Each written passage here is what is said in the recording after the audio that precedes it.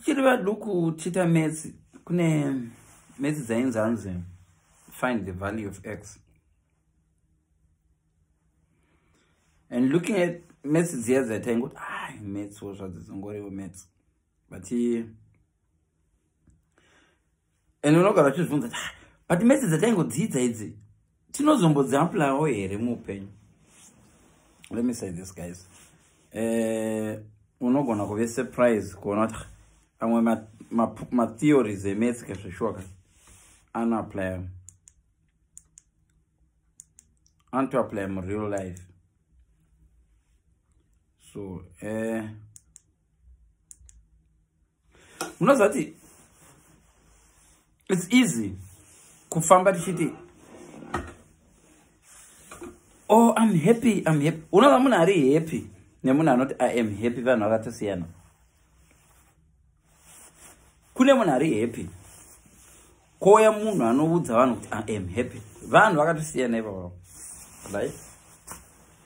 Tomboti kurelationship yako chako kana musiri level ground usajudge relationship yako to be really the best kana musiri level ground. Hence maths dziya dzananchireva dzedzi unozati kana musiri level ground it's hard kuti uve 100% sure kuti you are happy in your relationship. Ndozama today maths dziya dzaiwanzoti ukati 2x is equal to 4 unenge uchifanirwa kureplace the value of x nenumber. Iwo ndo unofanirwa kuti zvinzane na4 aroko x uyu anofanirwa kunge ari chivi, x anofanirwa kunge ari 2. Ndeti kana musiri level ground aurumbidze balance yemotikari kana rimwe vhiri risipo. Motikari inobalansa, motikari yakapenga, asi rimwe vhiri rakaiswa chitina. Unofanirwa kuti motikari ine balance ine mavhiri ese iri level ground. Mamwe ma-relationship enyu haasi level ground. Ndichaexplaina ndorevei. Ndiwe breadwinner, ndiwe uri kuchengeta vana, ndiwe uri kuendesa vana, ndiwe uri kudriver. What we are happily married? No. Uyo situation yake inogona kumuita ave happy nepamuri papo. Munhu anofanirwa kuti auya nyatsotaura kuti we are happy. Toda vanhu ari level ground pasina bepa involved. Mese mane mapepa, mese mune mabasa, umwe nomwe ane mota yake murikufamba. Toda kunzwa vanhu vakadero kazhinji kacho umwe munhu anenge aripo zvake nekuda kwesituation. And imwe nonsense yaari kutolerata pauri ari kuitolerata nezvauri kunza kumba. Ngainipe example. Munozviziva kuti panguva inoyi vanhu vari kuyambuka vachienda kunana Limpopo kuBeitbridge uko. Vachiyambuka vachienda kunana Limpopo. Mukomana ari kuyambutsa vanhu right now paLimpopo paya ndi main actor. Hakuna munhu ari so important kudarika mukomana yeye. He is a guy who's akasvika so achiti vabuya moita kiso. Ndichatanga kumurudziwa, ndichatanga kusumudziwa, ndichatanga kuyambutsiwa. Kana akabuya nebanga, ndinobanga rinoshandisa kubaya makarwe irori. Akatombouraya garwe.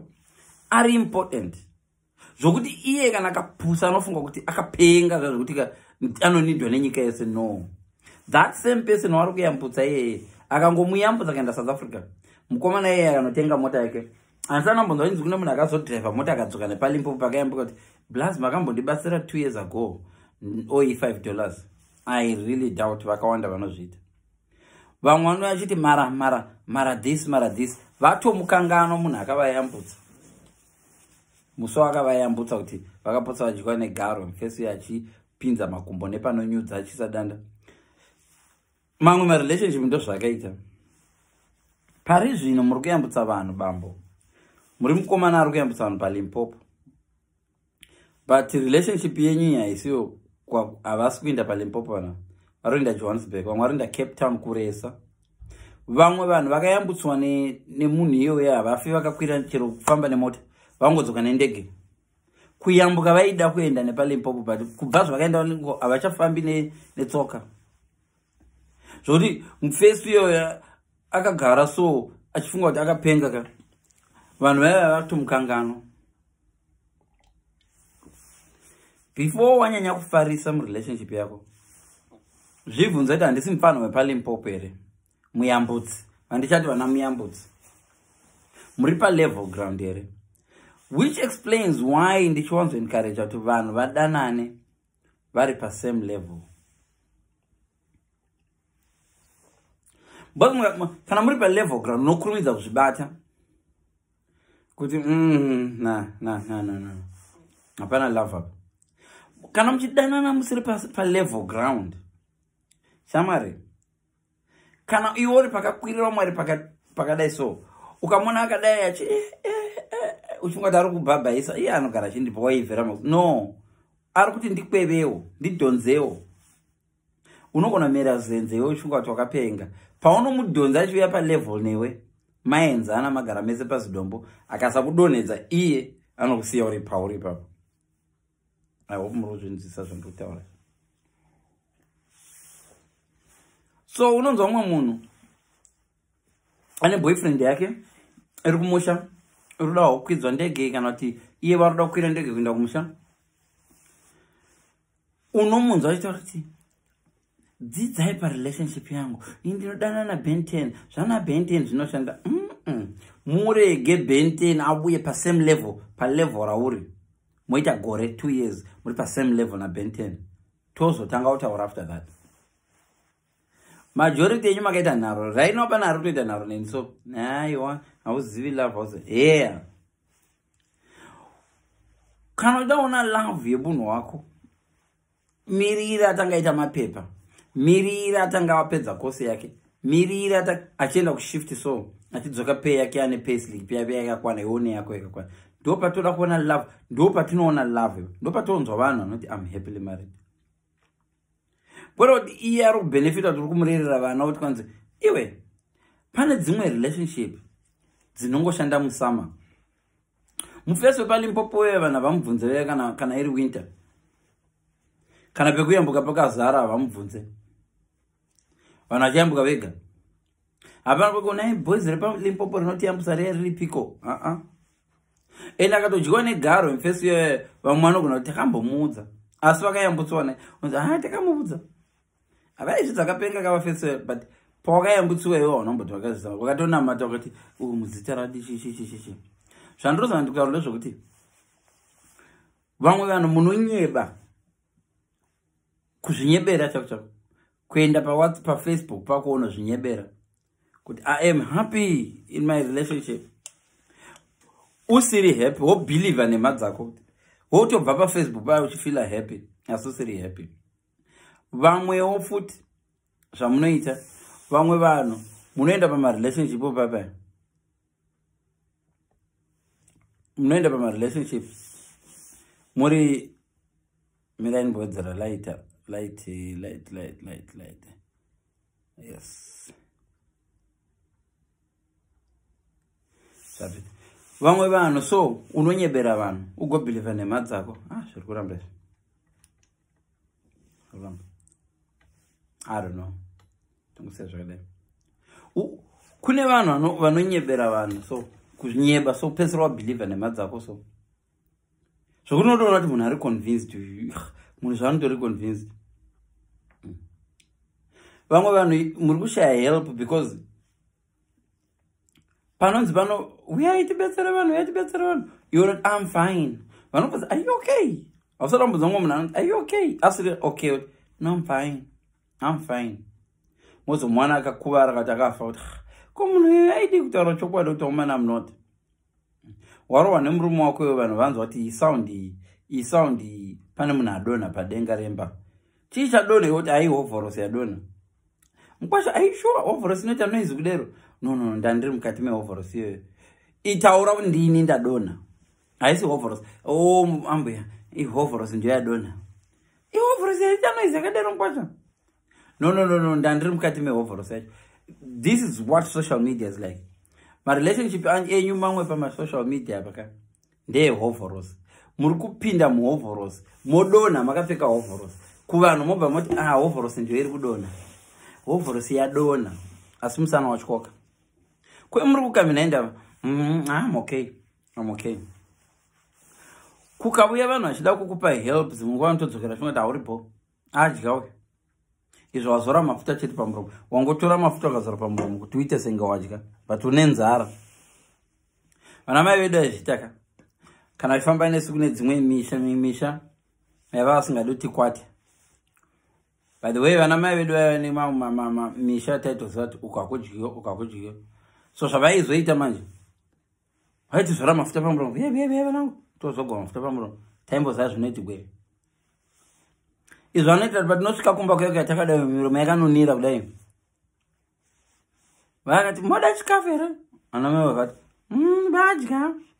vadya vana tabva tadya isusu ndakutozvifunga zvinoti ndosatezorwa miromo bcause kuti zoti tabva tadya miromo yakaomarara taizobatwa vari kunyeba. And sometimes unoziva kuti muenzi akauya kumba kwenyu achida chikafu chichibikwa papaya wambona muenzi anotarisa tv sei tarisa tv kudai kuyevegwa netv akamirira chikafu taizvita kuti vaenzi vaizvita waizwa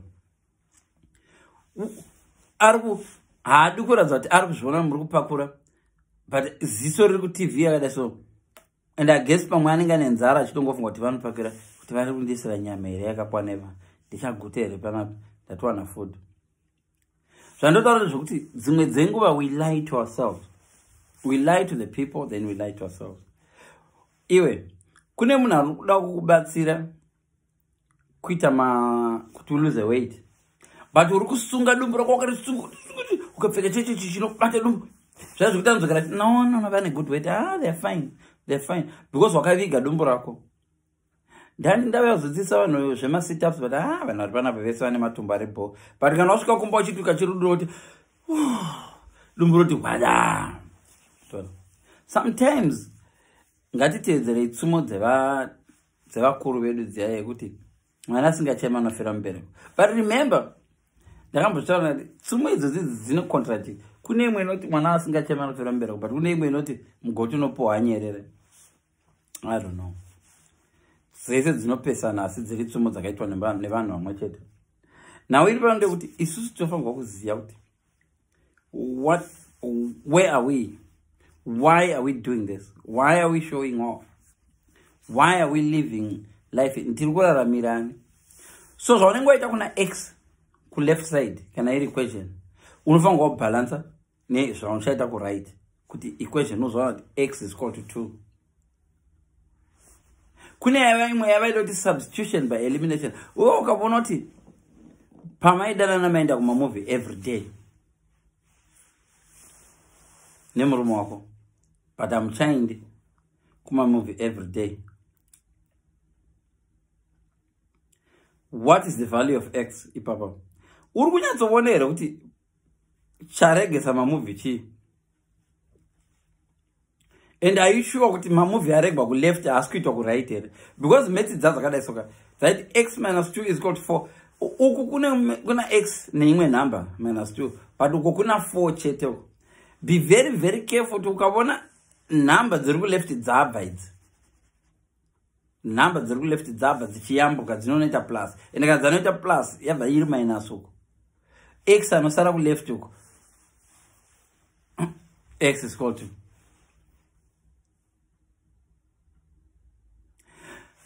ndikuzama kuudza kuti dzimwe dzenguva murume wangu hachafariri bhora. Are you sure hachafariri bhora kana kuti akuenda kubhora nevamwe vanhu usingazvizivi?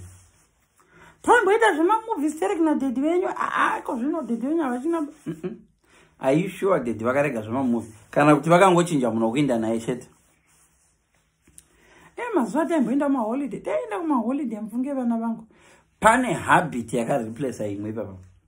Kashoma kuti vanhu varege zvimwe zvinhu forever.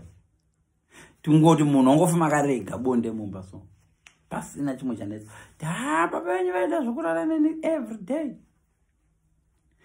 Ko zvino hatakura ko zvinoita iwe Are you sure havasi kurara neumwe out there? Dzimwe dzenguva answer unenge unayo zvako pamberi pako so, but haudi kungofunga outside the box kuti hang on a minute. Munhu uyu suddenly hachavati kumba, but suddenly kubasa kwava nemore overtime. Suddenly zviri kubalance here x minus 5, but uri kuona here pay slip ichiwedzera pay. Vamwe venyu right now murume anoti ndine extra shift handiti, asi pay isingawedzeri. In fact pay ikutoita less. Iye murume achida ari kuweka overtime, partner yako iwe iri kuweka overtime handiti, mumba mako asipe. Vamwe vakangwara vanoita overtime yenhema, asi wavari kuhura naye achivabhadhara. For example, akati ndiri kunoita night shift, inini ndiri ndamushedza mumba kwangu, ndechimeka sure kuti pa night shift unomeka mari 60, okay ndichakuisira 60 yaunomeka pa, zvokuti kumba kwake haazvizivi. Baba vemwari vanongoona mari dzichibalansa payslip, but unombocheka here payslip yacho kuti uone kuti zveshopa. Mamwe mapayslip apa 600 munhu aimbotambira 1000. Why? Oh, mari yangu haina kupinda this month ndoda kudonhovavona. Shamwari mukaenda mese unonzwa no because you worked 14 hours last month. You worked 14 hours. Because maibva kumba muchiti muno no plus kune kwaendwa metse dzaramba kubalansa.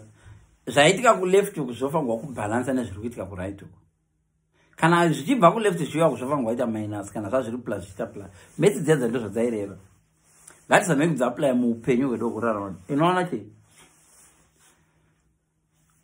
Ukaisa 1 na 1 kuvanfa uko kuseri kwa equals kunofanwa kubuda 2. Kana ukasabuda 2 pane something chausina kuita right. Ndivona. Iwo pawakaroorwa nemuface wako iwe aidei pauri? Uchinazvo here zvaida pauri? Are you doing an effort to replace zvaida pauri zvachona nezvimwe zvinhu? Pamakatanga kudanana wakambomubvunza here kuti anokudirei? Right now vanhu vari mumarriage mwakambobvunza murume wako here kuti anokudirei? Let me give you a tip nsandaenda. Bvunza partner yako before or even during marriage.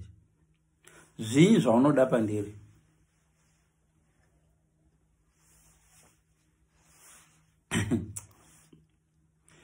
Vamwe venyu mugere nevanhu vasina kana one reason yavanokudira. I'm not joking.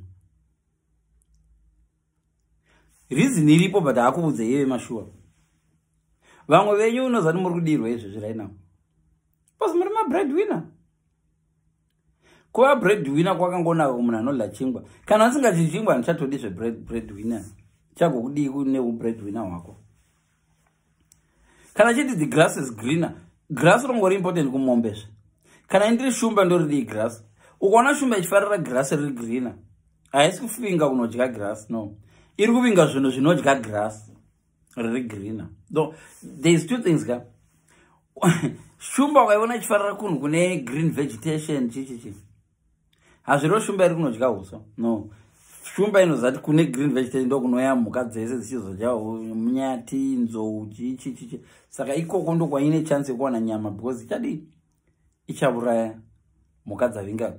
So iwo before wazviita munhu akapenga nokuzvirumbidza kuti he ndinodiwa nemunomo, imbocheka kuti hausi kudirwa zviri kuuya kuzodya here kufeeda on you. Hausi kudirwa ndege herewo, hausi kudirwa Western Union herewo. Iwo uri kumudirei? Uri kumudira body structure.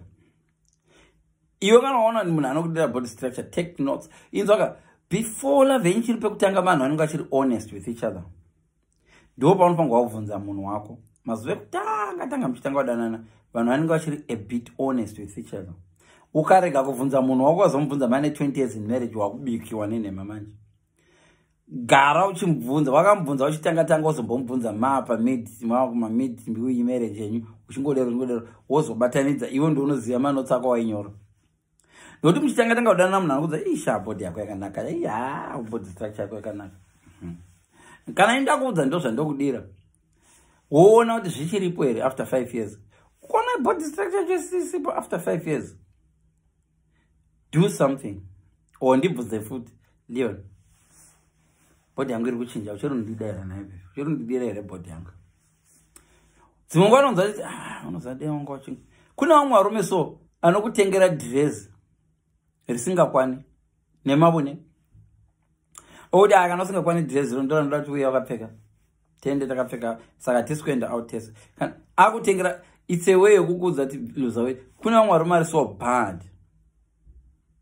Kuna vamwe varume anokuhurira as a way of telling you kuti body yako haichaita. Kuna ndo anonzi mashorogweka. Kuna vamwe vanhu vari kunzoko vanokuitira zvimwe zvinhu zviri weird as a way of telling you to change. Kuna vamwe vanhu vanoda kucontrola so. Ende munhu anocontrola nazva zvanoita anoshandisa inonzi projection akangwara. Munhu anocontrola, let's say uri da nevanhu 2, one wacho ari controlling.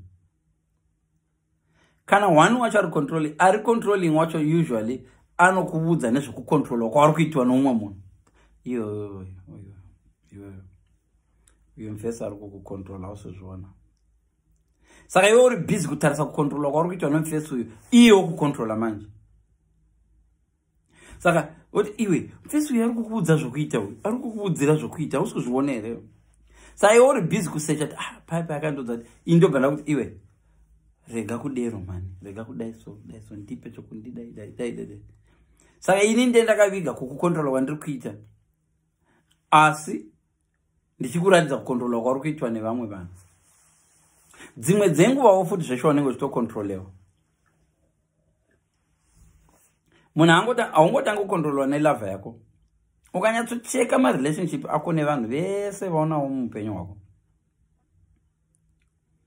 Tarisisa uone kuti ndiri kuita zvinhu nokuzvidira kana kuti pane pressure yandiri kazvipa kana ndiri kupiwa nevanhu pressure kuti is someone behind what I'm doing. Am I being controlled or ndiri kuzviitira zvinhu zvangu ndega? So dzimwe dzenguva unoita zvinhu so why am I doing this? Am I doing this because I really want to do this? Kana kuti ndapa ndakatoseta mastandards akuita ndiite zvinhu izvi ndisingade. Ndona.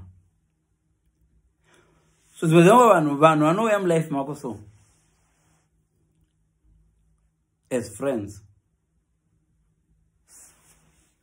But my friends are not my friends because of one condition. They are friends newe nekuda kwekuti iwo zvaunovaitira, not because of iwo zvaunogaina from them. To such an extent that iwo unotofunga kuti wakadzi. Even dzimwe dzenguva unozati WhatsApp yako chainotiratidza zvimwe. Let me tell you guys, nevanhu kadzi muri kuwacha live inoi. Musandivenga. Ndotaura here because handidi kuti mundivenge. Right. Unozati katarisa WhatsApp picture dzako iwewe. Okay, ndirege kutaura because ndikataura mozondivenga. Arega ngotaura. Kana mandivenga. WhatsApp profile dzemukadzi wako chaidzo dzinotiratidza kuti hausi kumupa attention. Hamusati mamboona kuti mumwe munhu anoisa picture makusana kadai paWhatsApp pake before afternoon aisa imwe kadai. Munhu anochinja WhatsApp profile picture yake kana 5 iko zvinokwana nemaya anonzi ma-updates estatus. It doesn't need rocket science which one mukadzi uyu haasi kupiwa attention mumba. Trust me guys, trust me. Ukaona uine munhu ari kuchinja ma proper picture like that, ukangoramba uchimupraise every time panesa picture, lovely, beautiful, nice, beautiful. Maduva my best friends. Trust me. Muso unozorega ka. Andovuza, nasa unaona picture yangu. Let me tell you chokwadi chinorwadza. Munhu anenge achitoda attention. Madam vari kuda attention. Baba imi mukaona madam venyu achichinja ma profile picture, non-stop, 3 times a day, twice, once a week, twice a week. Shamari, ipa mukadzi wako attention. You'll thank me later. 9 times out of 10, aisa profile picture, achinja, aisa rimwe dress, havana vanhu. Endo ukatarisa maprofile picture avo dzimwe nguva, macomments, unotozvaona kuFacebook. Oh, ane mafollowers pamwe 5 or 6 or 7. Vari kutoda attention, mumba haimo. Monopikisa zvenyuka, but chokwadi. Ukaona munhu ari kunyeja pana chinja profile picture, pana aisa imwe profile picture, pana aisa profile picture, it's a sign ye lack of attention. Ask kupiwa attention munhu. Kana ari vari mama venyu, start praising your mom, please. Kona mama yachi vachinja profile. Pay attention, please. Praise her. Oh, nice picture. Trust me. Hakuna munhu anoisa picture just like that. Asingade kunzi nice picture, beautiful picture. Unless akaita seni ndongokanda ndakanda picture as long. Sometimes they don't mungoona ndine hembe dzakawanda. So, but trust me, mukuposta imomo, there is no harm in munhu kukurumbidza. Oh, nice picture. Oh, beautiful picture. Mukadzi anopoda so I go so that the whole day's numbers. Oh, nice eyebrows, nice. Trust me, and this mukadzi zvanga, but I can guess this, and I need the rocket science. Mukadzi would rather have people 5 or 6 people. Nice. Oh, that's beautiful. And guess what? Anongopinda mota. Zimengwa ndono anongopinda mota, mese mapinda mota. Ofambele kumberi kwe mota achiuya so. I should go. Hoping kuti pamwe murume achati, you looking good, sha. Sirumirira kada msoro. Kurumidza mane utononoka. Mukadzi anoita 5 hours achiprepare kuenda out manheru. Mugonodla mugopedza nando mugodla mugonodla mu restaurant mugopedza mugonodropa vana. Usina mboti, you looking beautiful, honey. Vakadzi ivavo ukavatera zvakanaka na ukaenda kubasa kwavo. Ndo vaya vanochinjana mota. Unoona motikari yako iyo usingambodrive muchingachinjana mukadzi wako. Unoona kuti vanochinjana. Ndibatira parking. Unoona kuti kumabasa ikoko kune vamwe vanotobatirana parking. Varume vevanhu vanobatira vamwe vakadzi vevanhu parking. Makizi ndasiya motikari. I'll be waiting for you. Malava fe mamwe mazhinji ari kuitika kumabasa uko. Anotangira kucar park chako. Noziya.